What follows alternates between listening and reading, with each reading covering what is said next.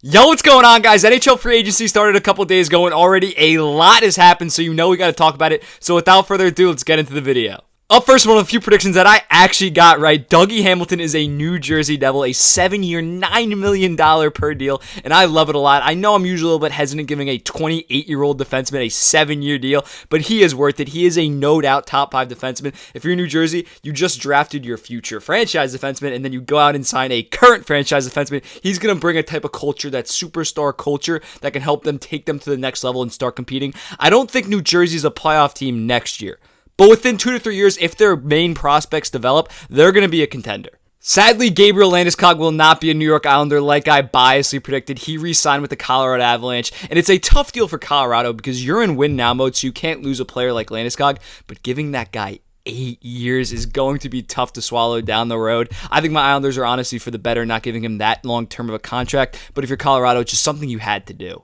Probably the most shocking deal yet in free agency was Philipp Grubauer signing with the Seattle Kraken, roughly 6 years, $6 million.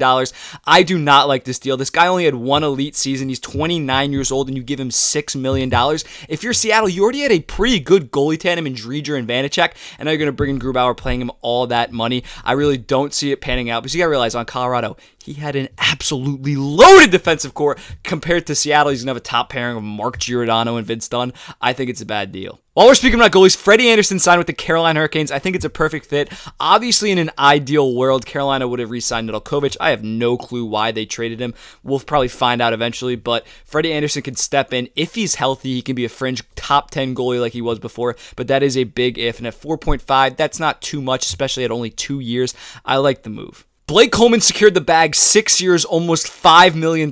I personally am a huge Blake Coleman guy. I think he's been one of the most underrated wingers in the entire league, but 6 years is tough. I think he's like 28 or 29, but I love the fit. I think he's going to do damage in the Calgary middle six. Wouldn't shock me if he put up 50 points. Ryan Suter signed a 4-year deal with the Dallas Stars.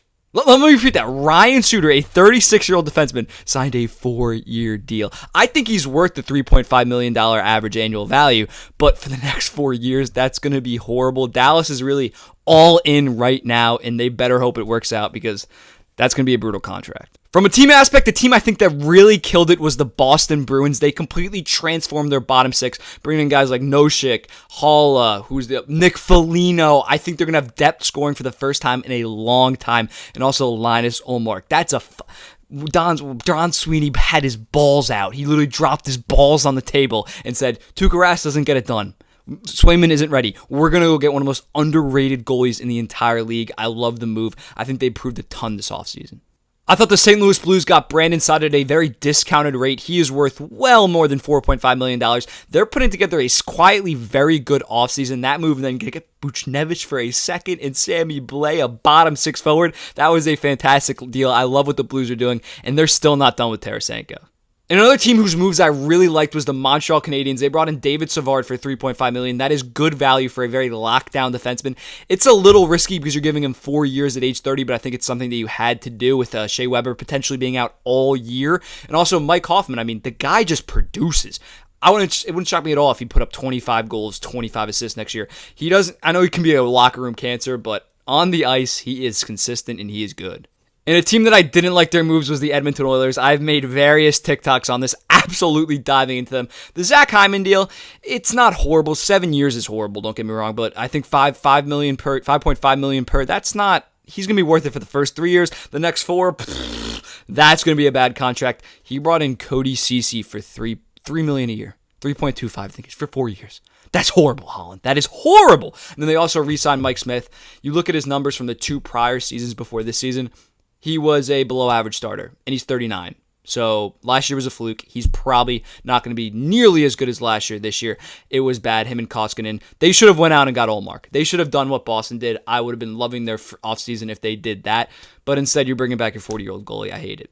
So yeah, it's basically going to wrap up the video. I'll keep you guys updated if a Tarasenko trade happens, other stuff. Islanders haven't re-signed anybody on their team, and I'm stressing the fuck out. But thank you guys so much for watching as always. Follow me on TikTok, Instagram, all that good jazz. Thank you so much for watching, and see you guys in the next one.